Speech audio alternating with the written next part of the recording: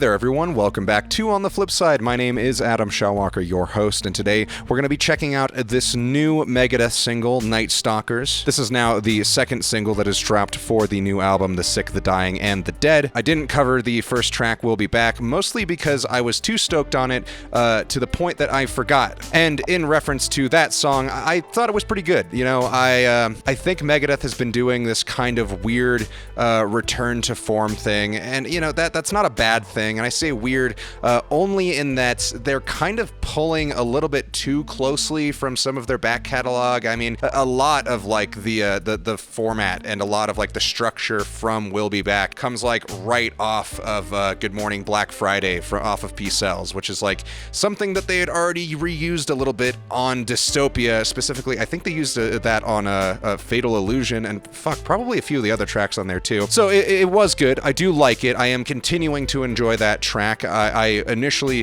when I first heard it, was a little bit underwhelmed, but it has grown on me more. I am enjoying it more and more with every listen. So Night Stalkers, I'm kind of not sure what to expect. I'm wondering if it's going to be the same thing or what, you know? So I'm going to throw on some headphones and I'm going to listen to this thing, and I will be right back with you with my thoughts and my first impression of the track. And for this, we are repping the Sony MDR-XB 950 BTs. Fantastic headphones, by the way. This is not sponsored. I have had, this is my second pair of these. The first pair I had for years and years and years, and it finally shit the bed, and, you know, every other replacement I had was just not as good. So I got a second pair, and they're great. So if you can find a pair of these, they're fucking awesome headphones, and seriously, I really hope if someone at Sony ever sees this, please just, like, never ever discontinue these. I think they've been discontinued at this point, but just bring them back, maybe make them a little sturdier, because they are awesome. Okay.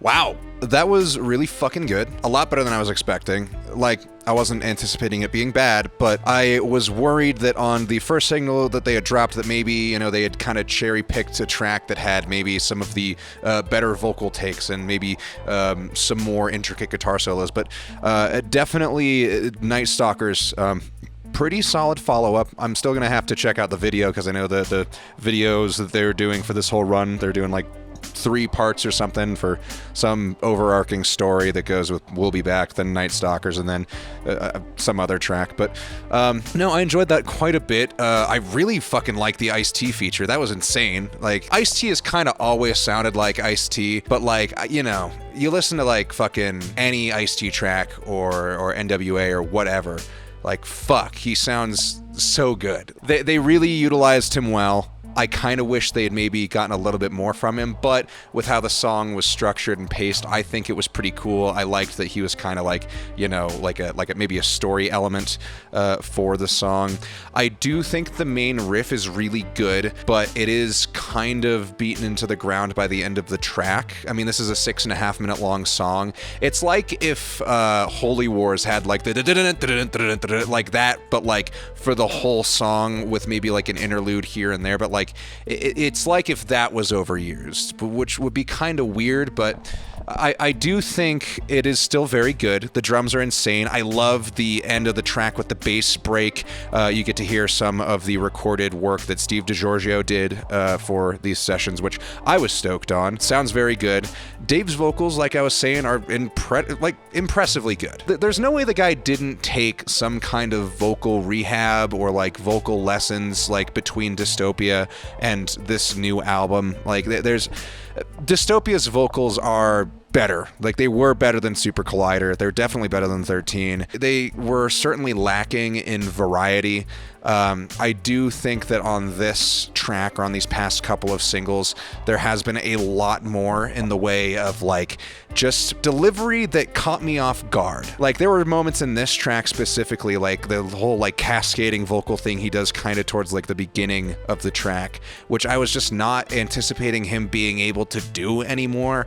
And I'm really glad to hear that that kind of stuff come back. And, you know, he's not, like, some kind of virtuoso singer, and he never really was, but, like, it's definitely good to hear Dave sounding a lot healthier again. You know, I mean, it's not like I doubt they're going to play anything in E standard ever again as like a default, but I mean, the fact that he is adjusted now to this lower tuning, but has still managed to kind of hit the top of his range, but also make it work with this new tuning is well, it's pretty good. I'm really stoked on that. Anyway, yeah, I'm liking this track. I am more excited now, so more than ever, for this new album. I'm really hoping that it just keeps on delivering.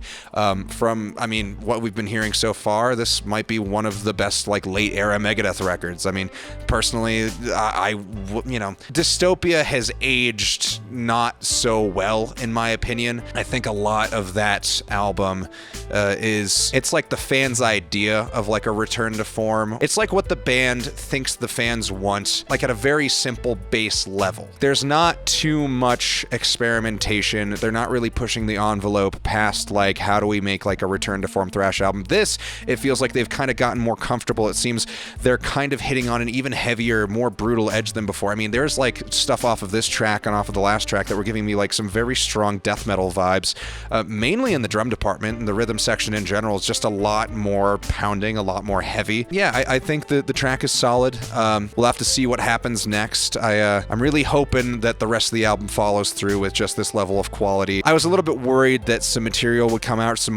would come out that was just, like, okay, but at the very least, I mean, like, shit, this is setting the bar higher than We'll Be Back did, so pretty stoked on that. Anyway, thank you all so much for watching. Let me know what I should cover next, and let me know what you thought of this song in the comments below. And check out my Instagram, my Reverb store, and my Depop. Links to those are in the description below. Thank you all so much again for watching, and we'll see you on the flip side.